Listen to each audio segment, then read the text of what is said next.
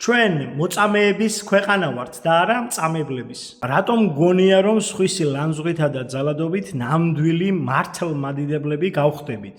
ჩააგემახვილი ქარქაშში, რადგანაც ყველა ვინც აიღებს מחვილს, מחვილითვე დაიღუპება.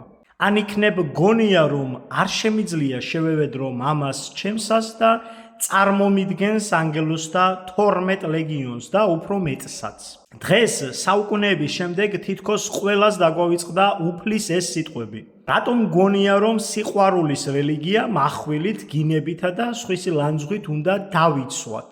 სამწუხაროდ დღეს ჩვენ ვხედავთ ფარისევლობის იმ საშიშ ზღვარს, როდესაც რელიგიისა და ერის სიყვარულის სახელით ზუსტად იმ პრინციპებს თელავენ, რაზეც ქრისტიანობა დგას. როცა აგრესია და სიძულვილი სიწმინდის დაცვის იარაღი ხდება, ირღვევა მთავარი სახარებისეული სულისკვეთება. მინდა მივმართო იმ ადამიანებს, ვისაც ქრისტიანობის არსი სწორად არ ესმის. ქრისტიანობა სხვის წამებას, ჩაგვრას, დამცირებას არ გულისხმობს.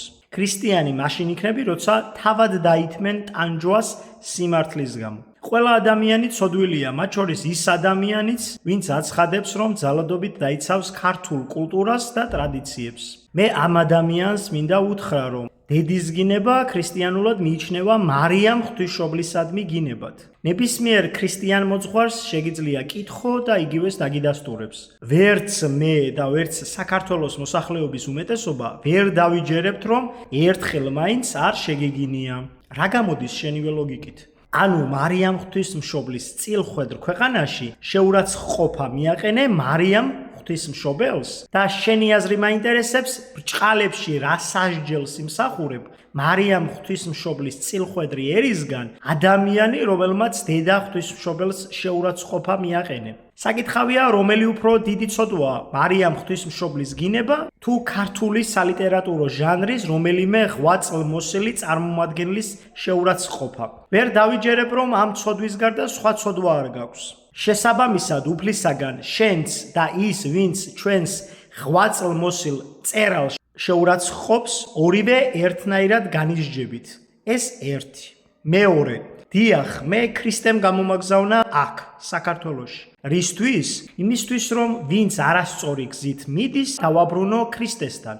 როგორ უნდა დავაბრუნო? წამებით? არა. დამცირებით? არა. საუბრით, სიყვარულით, მისი ტკივილის გაზიარებით. ადამიანმა რომ იცოდეს რა არის ცუდი და რა კარგი, ხომ არ ჩაიდენდა ცუდ რამეებს. იცი რომ ცეცხლია შენ წინ და რომელი მიმართულებით წახვალ. რასაკვირველია თავს შორს დაიჭერ ხომ ცეცხლისგან. ასევეა ცხოვრებაც. ადამიანმა რომ იცოდეს ჯოჯოხეთში, ბრჭყალებში რა ცეცხლია, ის მან მოხვედრას არ მოისურვებდა ხომ? და ჯოჯოხეთში როგორ ხვდება ადამიანი? პასუხი ყველასათვის ცნობილია. ასევე მინდა ვიკითხო, რატომ გგონიათ ზოგიერთს თავი გიორგი ბრწყინვალე? დანამდვილებით მინდა გითხრათ, რომ გიორგი ბრწყინვალე მალე გამოჩნდება და მის სიახლოვეს მეც მიხილავთ.